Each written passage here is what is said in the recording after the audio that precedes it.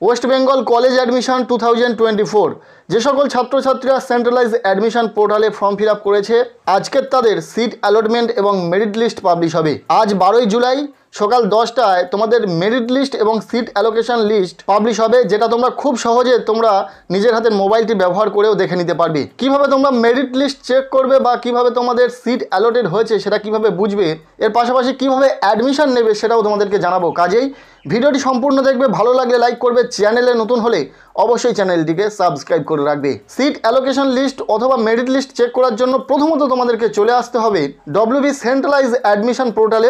এখানে আসার পর তোমাদের সামনে এইরকমই ইন্টারফেস শো হয়ে যাবে। এরপর তোমরা এখানে থাকা লগ ইন অপশানে ক্লিক করে দেবে। নেক্সট তোমাদের সামনে এইরকমই লগ ইন পেজটি শো করবে। ফর্ম ফিল আপ করার পর তোমরা যে ইউজার আইডি এবং পাসওয়ার্ড পেয়েছো সেটাকে সঠিকভাবে এখানে বসিয়ে দিতে হবে। দেন লগ ইন করার পর তোমাদের প্রোফাইলটি তোমাদের সামনে ওপেন হয়ে যাবে।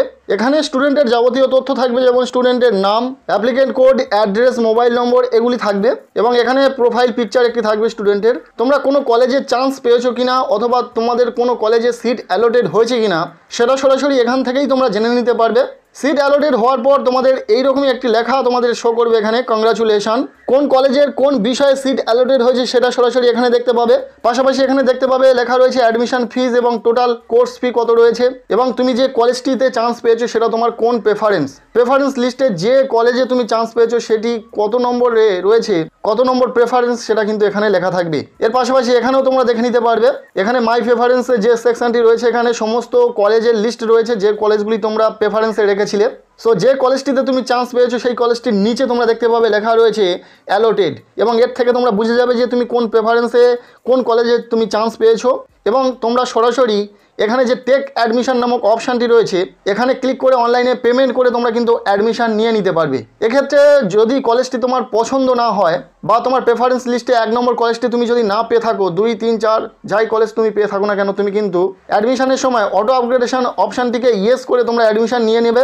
এরপরে আপগ্রেডেশনের যে লিস্ট বেরোবে সেখানে যদি তুমি অন্য কোনো কলেজে চান্স পেয়ে যাও এবং তারপর তুমি চাইলে সেই কলেজে অবশ্যই অ্যাডমিশন নিয়ে নিতে পারবে। এটা একটা ভালো সুযোগ তোমাদের জন্য, এক্ষেত্রে টাকারও অপচয় ঘটবে না, যেটা আগের ভিডিওগুলোতে আমি বলেছি। এখন দেখে নেবো যে কিভাবে তোমরা মেরিট লিস্ট চেক করবে। মেরিট লিস্ট কি, তুমি প্রেফারেন্সে যে কলেজ রেখেছো সেই কলেজগুলিতে তোমার নাম্বার অনুযায়ী তোমার র্যাঙ্ক কত হয়েছে।